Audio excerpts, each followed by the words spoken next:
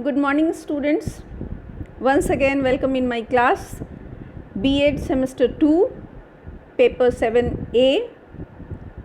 मेरे geography method के students, आपका मेरे क्लास में बहुत बहुत स्वागत है। Love you all students.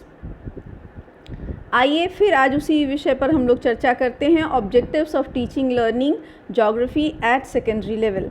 देखिए, सेकेंडरी लेवल में यानी माध्यमिक स्तर पर भूगोल शिक्षण के क्या उद्देश्य हो सकते हैं और इन उद्देश्यों की पूर्ति किस तरह से हम कर सकते हैं, इस पर हम चर्चा करने वाले हैं। तो ठीक है, चलिए, लास्ट क्लास में हम लोगों ने थोड़ा इसके इम्पोर्टेंस पर बातें की थी। आज हम लोग बात करेंगे प्रोफेसर हॉल्ट ने जो ज्योग्राफी मेथड को पढ़ाने के लिए जो उन्होंने उद्देश्यों को फिक्स किया था, आज उस पर हम लोग चर्चा करेंगे। वस्तुतः प्रोफेसर हॉल्ट ने इसको 2 पार्ट में डिवाइड किया था। एक पार्ट जो था, एक पार्ट सोशल एंड कल्चरल था and the second was practical. लेकिन बाद में उन्होंने इसको फिर मॉडिफाई किया और मॉडिफाई करने के बाद इन्होंने एक थर्ड पार्ट भी इन्होंने बताया। चलिए, आज हम लोग इन तीनों पार्ट्स पर चर्चा करते हैं। सबसे पहले हम लोग उठाते हैं इंटेलेक्चुअल वाले को, हम लोग उठाते हैं और इंटेलेक्चुअल पर हम लोग बातें करते हैं। ओके, सो स्टूडेंट्स, मुझे लगता है कि आप रेडी हैं। चलिए, द फर्स्ट है, देखिए एक और बात, इसके पहले कि मैं आगे बढ़ूं, मैं एक और बात आपको बता दूं कि प्रोफेसर हॉल्ट का अगर आप स्पेलिंग देखने जाइएगा तो ये स्पेलिंग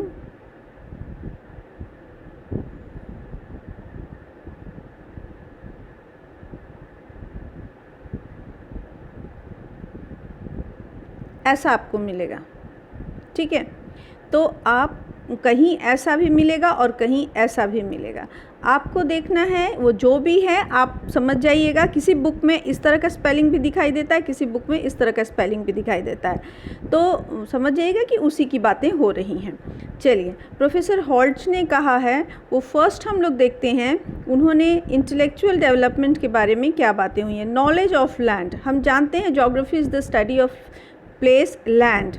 ओके, तो भूगोल हमेशा एक स्थान का अध्ययन होता है। तो हम लोग देखते हैं कि इंटेलेक्चुअल डेवलपमेंट में का जब उद्देश्य हम फिक्स करते हैं तो हमारे पास स्थान का डेवलपमेंट जो है वो बहुत इम्पॉर्टेंट, स्थान के बारे में जो जानकारी है वो बहुत इम्पॉर्टेंट हो जाता है। यानी किसी भी स्थान की जानकारी देना भूगोल के विद्यार्थियों का भूगोल के विद्यार्थियों को किसी स्थान की जानकारी देना भूगोल के शिक्षण का प्रथम उद्देश्य है। ओके, तो क्योंकि जब तक हम किसी स्थान के बारे में नहीं जानेंगे तब तक हम भूगोल के किसी भी अन्य पक्ष की ओर ध्यान नहीं दे पाएंगे, चाहे वो ह्यूमन ज्योग्राफी हो या फिर इकोनॉमिक ज्योग्राफी हो या सोशल या कल्चरल या किसी भी तरह की जब ज्योग्राफी की बात होती है तो उसमें हमको ये ज़रूर देखना पड़ता है कि वो किस स्थान से जुड़ा हुआ और उस स्थान की क्या वस्तु स्थिति है। ठीक है, तो ये नॉलेज ऑफ लैंड बहुत ज़रूरी है। ज्योग्राफी का बेसिक्स यही है, समझ जाइए कि ज्योग्राफी का बेसिक्स यही है। अब इसमें हमको ये देखना है कि पृथ्वी की बनावट कैसी होती है और इसमें ये भी देखना है कि कितने महादेश हैं, कितने महासागर हैं, कितनी कहाँ कहाँ कौन सा देश की अवस्थिति है और अक्षांश और देशांतर रेखाओं के आलोक में किसी स्थान की अवस्थिति क्या है। इन सारी बातों को जब हम देखने लगते हैं तो हम नॉलेज ऑफ लैंड के विषय में बातें करते हैं। तो भूगोल के अध्ययन का ये बहुत बड़ा उद्देश्य होता है कि नॉलेज ऑफ लैंड हो बच्चों को। दूसरा उद्देश्य है to develop ideas of various geographical factors that influence the human life. समझ गए? यानी कि मनुष्य के जीवन को प्रभावित करने वाले बहुत सारे ऐसे तथ्य, ऐसे कारण, ऐसे तथ्य, ऐसी बातों की जानकारी होना, भौगोलिक तथ्यों की जानकारी होना आवश्यक है। तो भूगोल पढ़ाने का उद्देश्य ये है कि हमारे बच्चे, जिन बच्चों को, माध्यमिक स्तर के बच्चों को, जिन बच्चों को हम पढ़ाने जा रहे हैं, उन बच्चों का माध्यमिक स्तर पर, उन बच्चों को उन फैक्टर्स को, उन तथ्यों की जानकारी होना बहुत आवश्यक है जिन तथ्यों के कारण मनुष्य का जीवन प्रभावित होता है। जैसे मान लीजिए बहुत वर्षा है तो बहुत वर्षा से मानव का जनजीवन बहुत प्रभावित होता है। कहीं नदी है वहाँ जनजीवन प्रभावित होता है, कहीं रेगिस्तान है वहाँ का जनजीवन भिन्न प्रकार का होता है, ऊंचे पर्वतों पर लोगों का जनजीवन भिन्न होता है, मैदानी इलाकों में जनजीवन भिन्न होता है।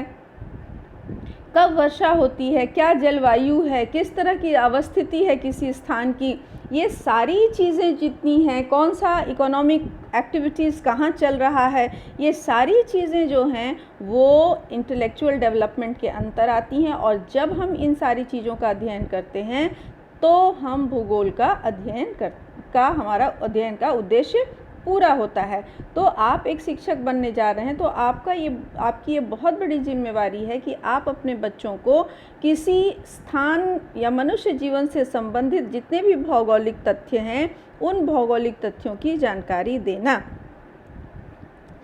तीसरा है to have correct ideas about geographical facts and figures. भूगोल से संबंधित जितने भी आंकड़े या तथ्य हैं उनका एकदम पक्की जानकारी बच्चों को देना, ये बहुत बड़ा उद्देश्य होता है। अब किसी जगह की जनसंख्या कैसी है, कितनी जनसंख्या है, किस राज्य में कितने लोग रहते हैं, जिस राज्य में जितने लोग रहते हैं वहाँ का एरिया कितना लंबा चौड़ा है, ये भी फैक्ट है।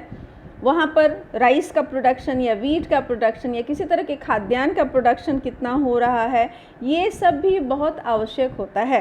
तो आप ये समझ लीजिए मेरे स्टूडेंट्स कि किसी भी तरह का ज्योग्राफिकल फैक्ट की जानकारी देना, फैक्ट्स एंड फिगर्स की जानकारी देना भूगोल के अध्ययन का तीसरा उद्देश्य होता है जो बच्चों के इंटेलेक्चुअल डेवलपमेंट से जुड़ा हुआ होता है।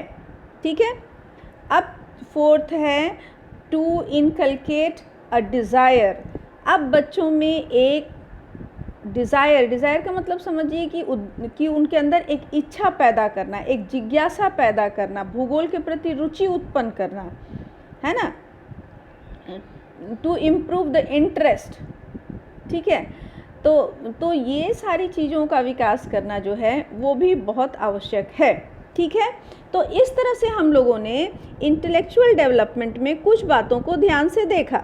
इंटेलेक्चुअल डेवलपमेंट में जिन बातों को ध्यान से देखा उसमें पहली बात क्या है, पहली बात उसमें है कि स्थान की जानकारी, ध्यान रखिएगा, स्थान की जानकारी पहला, ये फर्स्ट है। दूसरा भौगोलिक तथ्य, समझ गए, भौगोलिक तथ्यों की जानकारी। ठीक है, ये बहुत ज़रूरी है। लेकिन जो वे भौगोलिक तथ्य जो मानव जीवन को प्रभावित करते हैं, मानव जीवन को प्रभावित करने वाले, तो ध्यान से देखिए, आप लिखिएगा, पहला को लिखिए हिंदी में, किसी स्थान की संपूर्ण जानकारी, किसी स्थान के विषय में संपूर्ण ज्ञान देना, पहला हिंदी वाले। दूसरा, मानव जीवन को प्रभावित करने वाले भौगोलिक तथ्यों एवं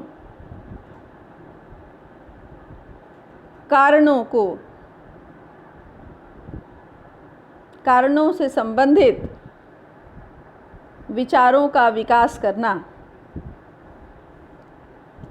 तीसरा, भौगोलिक तथ्यों एवं आंकड़ों की सही जानकारी प्रदान करना। चौथा, बच्चों में रुचियों का विकास करना।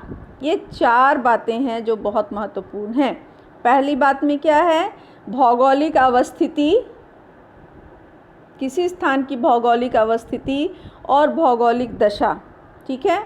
दूसरे में क्या है, जैसे मान लीजिए कि ऑस्ट्रेलिया कहाँ है, ऑस्ट्रेलिया कहाँ है? दक्षिणी हेमिस्फेयर में, यानी सदर्न हेमिस्फेयर में, दक्षिणी गोलार्ध में ऑस्ट्रेलिया है। वही एकमात्र ऐसा कॉन्टिनेंट है जो कि संपूर्णतः कंप्लीटली दक्षिणी गोलार्ध में है। तो आप बच्चों को गोलार्धों की जानकारी देना, इसमें बच्चों को गोलार्धों की जानकारी देना, किसी स्थान के अक्षांशीय और देशांतरीय अवस्थिति की जानकारी देना, ये सब आप उदाहरण में लिखिएगा, है ना। अब आइए दूसरा मैंने क्या बताया, to develop the ideas of various geographical factors. अब बच्चों को दूसरे में क्या एग्जाम्पल दीजिएगा? दूसरे में आपको एग्जाम्पल देना होगा कि बहुत सारे वेरियस फैक्ट्स एंड फिगर्स, यानी जनसंख्या की संपूर्ण जानकारी देना, किसी स्थान के क्षेत्रफल की जानकारी देना,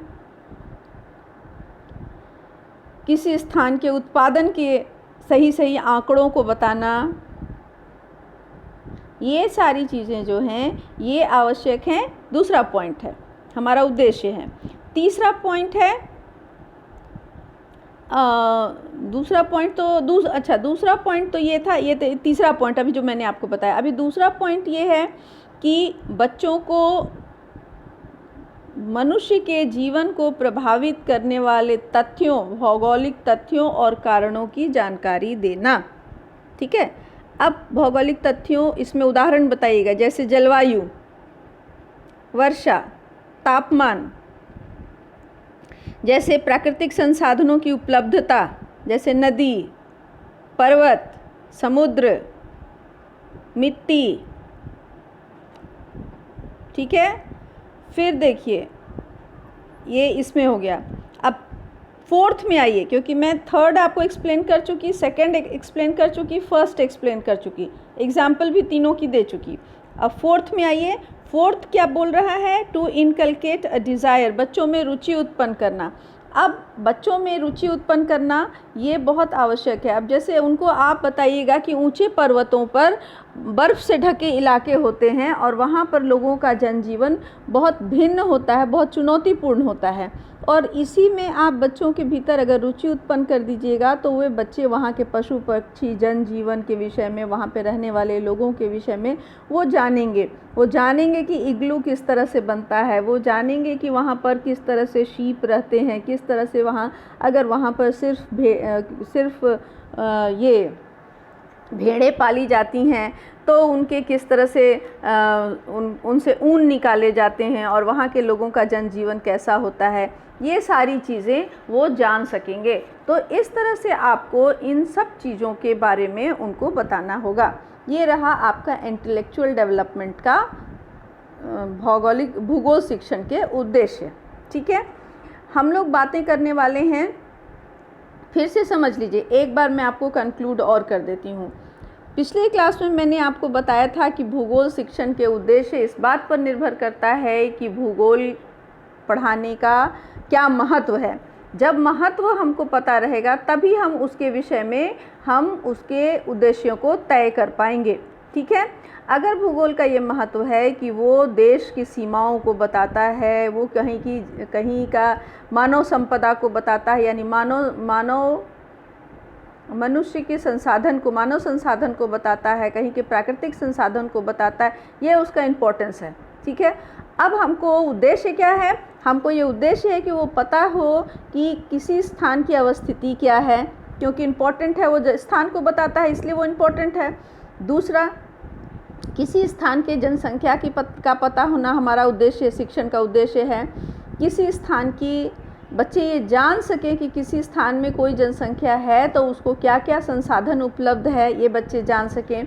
फिर ये बच्चे जान सकें, हमारे बच्चे जान सकें ये बातें कि कौन से किस किस प्रकार के संसाधनों का वो विकास कर सकते हैं, ये भी हमारे बच्चे जान सकें। फिर वो ये जान सकें कि किसी स्थान में कोई जनसंख्या है या कोई स्थिति है तो वो क्यों है। यदि भारत में तापमान अधिक है या भारत में मानसूनी जलवायु है तो ये मानसूनी जलवायु क्यों होती है, क्यों नहीं ये मानसूनी जलवायु यूएस में है, क्यों नहीं ये मानसूनी जलवायु रशिया में है, भारत में ही क्यों है। तो ये कार्य कारण संबंध जब बच्चे जानेंगे, जब ये तथ्य बच्चे जानेंगे, तब हमारे शिक्षण का उद्देश्य पूरा होता है। तो ये सारी चीज़ें जो हैं ये इंटेलेक्चुअल डेवलपमेंट की हैं। ठीक है, अब समझिए कि प्रोफेसर हॉल्ट ने इसे 3 भागों में बांटा था, इंटेलेक्चुअल, सोशल और प्रैक्टिकल। ठीक है, ये 3 प्रकार के भूगोल शिक्षण के उद्देश्य हैं। इन 3 प्रकार के भूगोल शिक्षण के उद्देश्यों में पहला उद्देश्य है बच्चों का के बौद्धिक विकास करना, यानी इंटेलेक्चुअल डेवलपमेंट करना। इंटेलेक्चुअल डेवलपमेंट के अंतर्गत 4 बिंदु हैं, मुख्य 4 बिंदु हैं जिन पर आज हम लोगों ने चर्चा किया उदाहरण के साथ। मेरे विद्यार्थियों, आप इसका नोट्स बनाइएगा और नोट्स बना करके आप एक बार मुझे दिखा लीजिएगा। All the best everybody. कल हम लोग चर्चा करते हैं सोशल एंड कल्चरल डेवलपमेंट पर डिटेल में। ठीक है, ओके, बाय बाय।